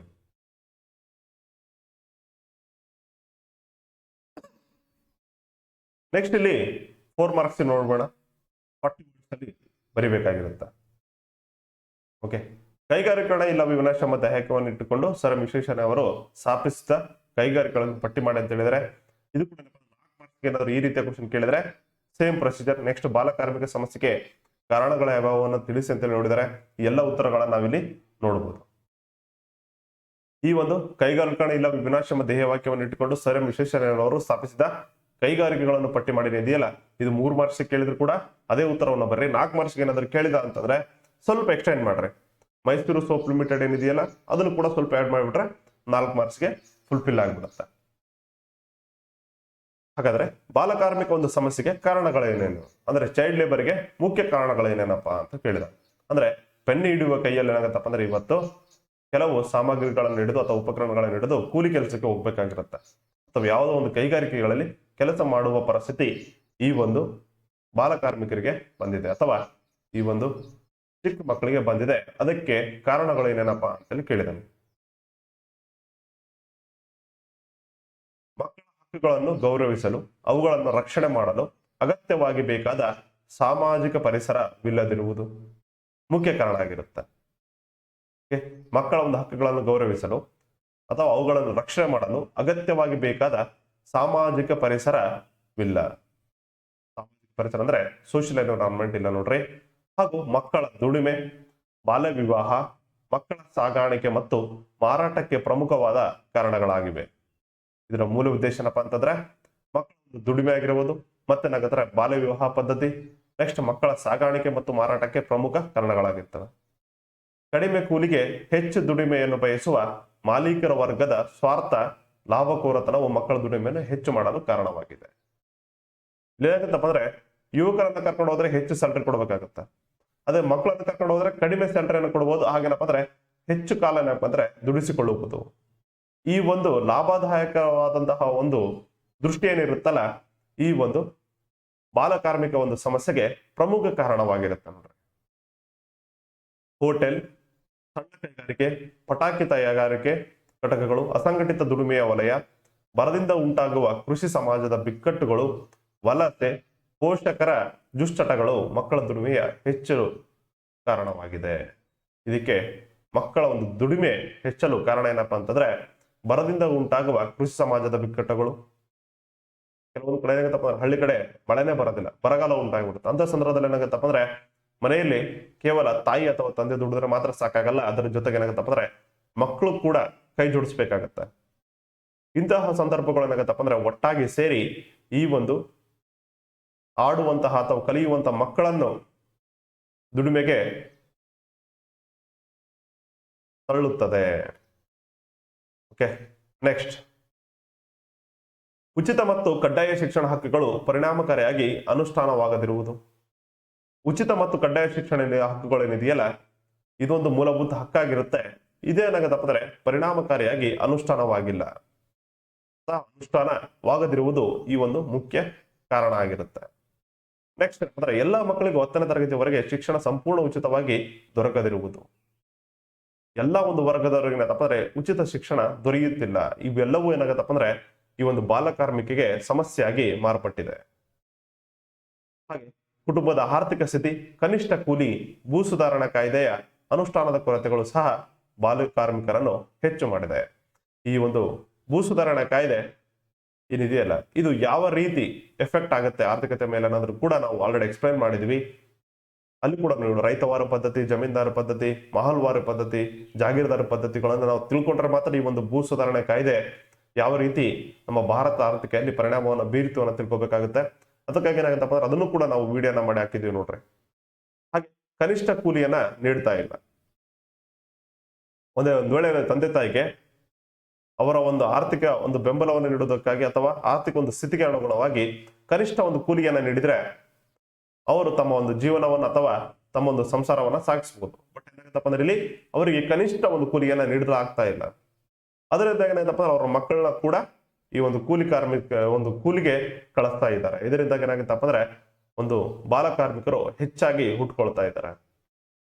ಇಷ್ಟನ್ನು ಬರೆದ್ರೆ ನಿಮ್ಗೆ 4 ಮಾರ್ಕ್ಸ್ ಬರುತ್ತೆ. ಆಲ್ಮೋಸ್ಟ್ ಏನಪ್ಪ ಅಂದ್ರೆ ಆದಷ್ಟು ನೀವು ಬಾಲಕಾರ್ಮ ಪದ್ಧತಿಯನ್ನ ನಿಷೇಧ ಮಾಡೋದಕ್ಕೆ ಪ್ರಯತ್ನ ಪಟ್ರಿ. ಹಾಗೇನಪ್ಪ ಅಂದ್ರೆ ಭಾವಿ ಶಿಕ್ಷಕರು ಕೂಡ ಆಗ್ತಾ ಇದ್ದೀರಾ. ಮುಂದೊಂದು ದಿನ ಏನಾಗತ್ತಪ್ಪ ನೀವು ಕೂಡ ಪ್ರಾಥಮಿಕ ಒಂದು ಶಿಕ್ಷಕರಾಗ್ತೀರಾ. ಇದರ ವಿರುದ್ಧ ಹೋರಾಡಿ ಮತ್ತೇನಪ್ಪ ಅಂದ್ರೆ ಜನರಿಗೆ ಜಾಗೃತಿ ಮೂಡಿಸೋದನ್ನ ಮರೆಯಬೇಡಿ. ಎಲ್ಲಾ ಒಂದು ಶಿಕ್ಷಕರಿಗೆ ಇದೊಂದು ಕಿರು ಮಾಹಿತಿ ಆಗಿರುತ್ತೆ ನನ್ನ ಕಡೆಯಿಂದ ಅಥವಾ ರಿಕ್ವೆಸ್ಟ್ ಆಗಿರುತ್ತೆ. ಬ್ಯಾಂಕಿನ ವ್ಯವಹಾರಕ್ಕೆ ಸಂಬಂಧಿಸಿದಂತೆ ಗಮನಿಸಬಹುದಾದ ಈ ಒಂದು ಗುಣಲಕ್ಷಣಗಳನ್ನ ಪಟ್ಟಿ ಮಾಡಿ ಅಂತೇಳಿ ಕೊಟ್ಟಿದ್ದಾನೆ. ಬ್ಯಾಂಕಿನ ವ್ಯವಹಾರಕ್ಕೆ ಸಂಬಂಧಿಸಿದಂತೆ ಗಮನಿಸಬಹುದಾದ ಗುಣಲಕ್ಷಣಗಳನ್ನ ಪಟ್ಟಿ ಮಾಡಿ ಅಂತ ಕೇಳಿದ್ದಾರೆ. ಫ್ಯೂಚರ್ಸ್ ಏನೇನಪ್ಪ ಬ್ಯಾಂಕಿನ ಒಂದು ವ್ಯವಹಾರಕ್ಕೆ ಸಂಬಂಧಪಟ್ಟಂತೆ ಗುಣಲಕ್ಷಣಗಳು ಏನೇನಪ್ಪ ಅಂತ ನೋಡ್ಬೋದಪ್ಪ ಅಂತಂದ್ರೆ ಇಲ್ಲಿ ನೋಡ್ಬೋದು. ATM ಸ್ಮಾರ್ಟ್ ಮನಿಯನ್ನು ಕೊಡುತ್ತೆ. ನೆಕ್ಸ್ಟ್ ಏನಾಗತ್ತಪ್ಪ ಅಂದ್ರೆ ಇಲ್ಲಿ ಡೆಪಾಸಿಟ್ ಕೂಡ ಮಾಡಬಹುದು. ಆನ್ಲೈನ್ ಬ್ಯಾಂಕಿಂಗ್ ವ್ಯವಸ್ಥೆ ಇದೆ, ಮೊಬೈಲ್ ಬ್ಯಾಂಕಿಂಗ್ ವ್ಯವಸ್ಥೆ ಇದೆ. ಮೊಬೈಲ್ ಅಲ್ಲೇ ಕುಂತ್ಕೊಂಡು ಕೂಡ ನೀವು ಫಂಡ್ ಅನ್ನು ಟ್ರಾನ್ಸ್ಫರ್ ಮಾಡಬಹುದು. ನೆಕ್ಸ್ಟ್ ಅಂದ್ರೆ ಪೇಮೆಂಟ್ ಏಜೆಂಟ್ ಆಗಿ ವರ್ಕ್ ಆಗುತ್ತೆ. ನೆಕ್ಸ್ಟ್ ಏನಪ್ಪ ಅಂದ್ರೆ ಚಾರ್ಟ್ ಬೋಟ್ ಆಗಿ ವರ್ಕ್ ಆಗುತ್ತೆ. ಬ್ಯಾಂಕ್ ಟೆಲ್ಲರ್ ಮಿಷನ್ ಆಗಿರುತ್ತೆ. ಅಥವಾ ನೀವೇನಾದ್ರು ಕಾರ್ಡ್ ಸ್ವೈಪ್ ಮಾಡಿದ್ರೆ ಏನಾಗುತ್ತಪ್ಪ ಅಂದ್ರೆ ಇಲ್ಲಿ ಅಮೌಂಟ್ ಟ್ರಾನ್ಸ್ಫರ್ ಆಗಿಬಿಡುತ್ತೆ. ಲೋನ್ ಪೇಮೆಂಟ್ ಆಗಿರ್ಬೋದು, ಇಂಟರ್ನೆಟ್ ಆಗಿರ್ಬೋದು, insurance, satellite, money transfer, taxes ಎಲ್ಲವೂ ಏನಾಗುತ್ತಪ್ಪ ಅಂದ್ರೆ ಈ ಒಂದು ಬ್ಯಾಂಕಿಂಗ್ ಸೆಕ್ಟರ್ ಲಿಂದಾನೆ ಲಿಂಕ್ ಆಗಿದೆ. ಅಷ್ಟೇ ಅಲ್ಲದೆ ಏನಾಗುತ್ತಪ್ಪ ಅಂದ್ರೆ ಇಲ್ಲಿ ನಿಮ್ಗೆ ಟೈಮ್ ಸೇವಿಂಗ್ ಆಗುತ್ತೆ.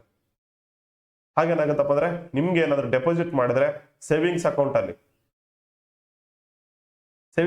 ಏನಾದ್ರು ಡೆಪಾಸಿಟ್ ಮಾಡಿದ್ರೆ ಅದಕ್ಕೆ ಏನಾಗುತ್ತಪ್ಪ ಅಂದ್ರೆ ಬ್ಯಾಂಕ್ ಕಡೆಯಿಂದ ಬಡ್ಡಿ ದರವನ್ನ ನೀಡುತ್ತೆ.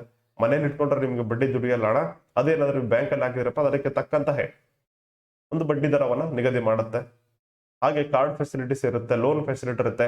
ಈ ಎಲ್ಲಾ ಗುಣಲಕ್ಷಣಗಳು ಯಾವ್ದಪ್ಪ ಅಂದ್ರೆ ಬ್ಯಾಂಕಿನ ವ್ಯವಹಾರಕ್ಕೆ ಸಂಬಂಧಿಸಿದೆ.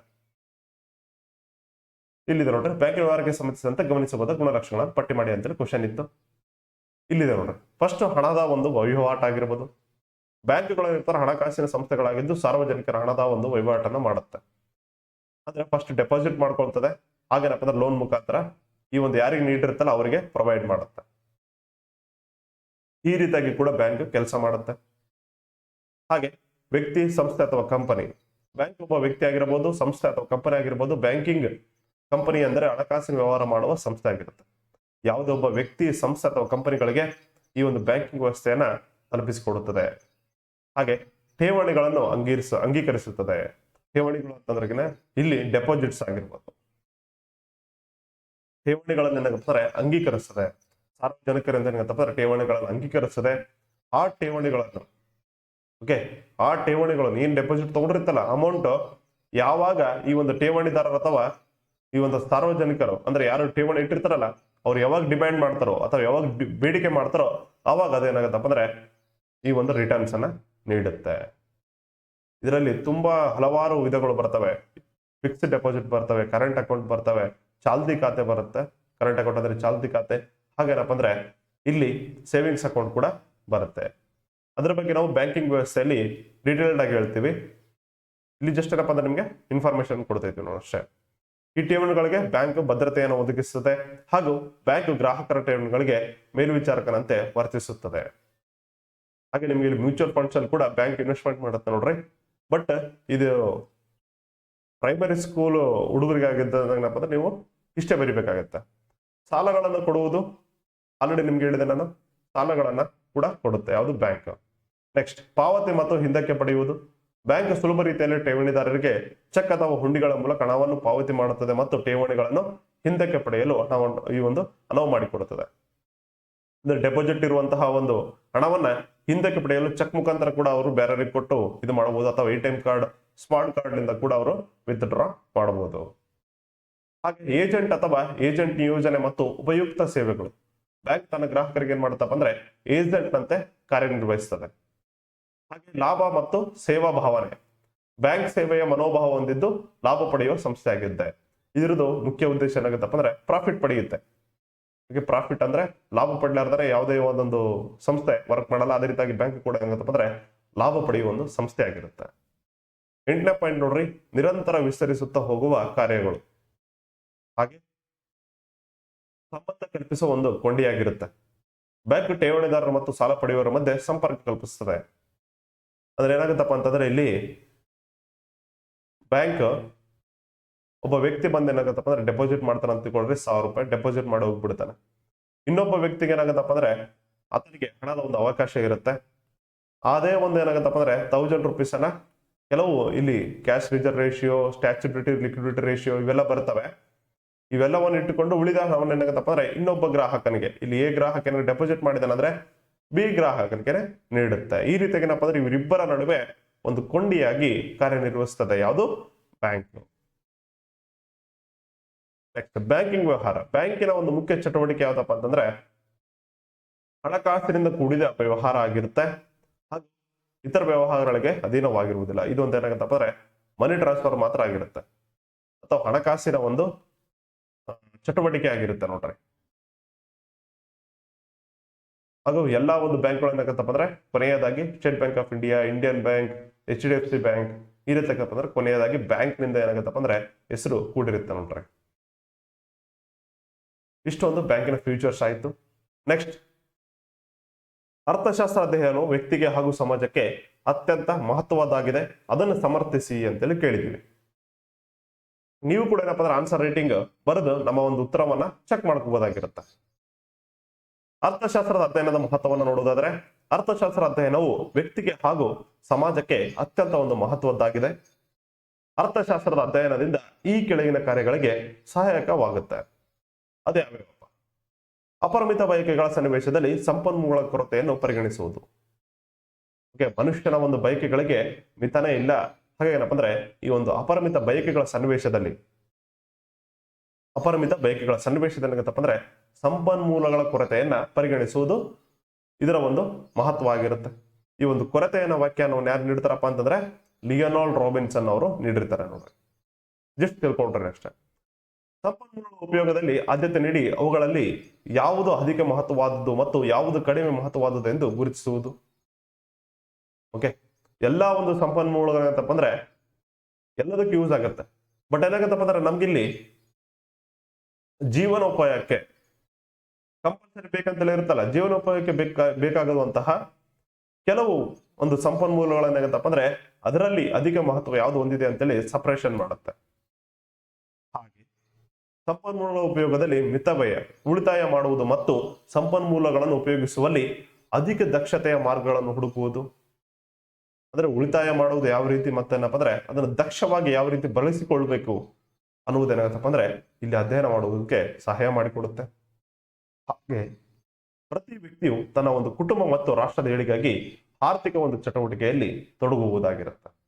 ಆರ್ಥಿಕ ಚಟುವಟಿಕೆ ಅಂತಂದ್ರೆ ಏನಾಗತ್ತಪ್ಪ ಅಂದ್ರೆ ಖಾಲಿ ಕೂಡ ಬಂದು ನೀವೇನಾದ್ರೂ ಕೆಲಸ ಮಾಡ್ತಾ ಇದ್ರೆ ಆ ಒಂದು ಆದಾಯ ಏನಿದೆಯಲ್ಲ ನಿಮ್ಮ ಒಂದು ತಲಾದಾಯವನ್ನು ಕೂಡ ಹೆಚ್ಚು ಮಾಡುತ್ತೆ. ಅದೇ ರೀತಿ ಏನಪ್ಪ ಅಂದ್ರೆ ರಾಷ್ಟ್ರದ GDP ಯನ್ನ ಹೆಚ್ಚು ಮಾಡುತ್ತೆ. ಹಾಗೇನಪ್ಪ ಅಂದ್ರೆ ರಾಷ್ಟ್ರದ ಒಂದು ತಲಾದಾಯವನ್ನು ಹೆಚ್ಚಿಗೆ ಮಾಡುತ್ತೆ. ಹಾಗೆ ದೇಶದ ಆರ್ಥಿಕತೆ ಬೆಳವಣಿಗೆ ಕೂಡ ಆಗುತ್ತೆ. ಹಾಗೆ ಸರ್ಕಾರದ ಆದಾಯಕ್ಕೆ ಕೊಡುಗೆಯನ್ನು ನೀಡುವುದು ಮತ್ತು ಅದಕ್ಕೆ ಅಭಿವೃದ್ಧಿ ಪರ ಮತ್ತು ಕಲ್ಯಾಣ ಕಾರ್ಯಕ್ರಮಗಳನ್ನು ಕೈಗೊಳ್ಳಲಿ ಸಹಾಯ ಮಾಡುವುದು.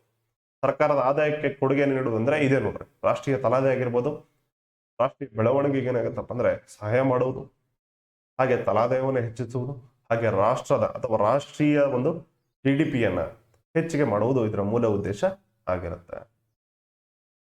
ಹಾಗೆ ರಾಷ್ಟ್ರದಲ್ಲಿನ ಸಾಮಾಜಿಕ ಆರ್ಥಿಕ ಸಮಸ್ಯೆಗಳಾದಂತಹ ಬಡತನ, ನಿರುದ್ಯೋಗ, ಹಣದುಬ್ಬರ ಮುಂತಾದವುಗಳನ್ನು ತಿಳಿಯಲು ಮತ್ತು ಅವುಗಳಿಗೆ ಪರಿಹಾರವನ್ನು ಒದಗಿಸಲು ಪ್ರಯತ್ನಿಸುತ್ತೆ. ಯಾವುದು? ಈ ಒಂದು ಅರ್ಥಶಾಸ್ತ್ರದ ಅಧ್ಯಯನ ಈ ರೀತಿಯಾಗಿ ಕೆಲಸ ಮಾಡುತ್ತೆ. ಒಬ್ಬ ವ್ಯಕ್ತಿ ಏನಾದ್ರೂ ನಿರುದ್ಯೋಗದಲ್ಲಿದ್ದಾನಪ್ಪ ಅಂತಂದ್ರೆ ಆತನಿಗೆ ಆದಾಯ ಇರುವುದಿಲ್ಲ. ಆತನಿಗೆ ಆದಾಯ ಇಲ್ಲಪ್ಪ ಅಂತಂದ್ರೆ ರಾಷ್ಟ್ರದ ಒಂದು ತಲಾದಾಯ ಏನಾಗುತ್ತಪ್ಪ ಅಂದ್ರೆ ಕುಸಿದು ಬಿದ್ದು ಬಿಡುತ್ತೆ.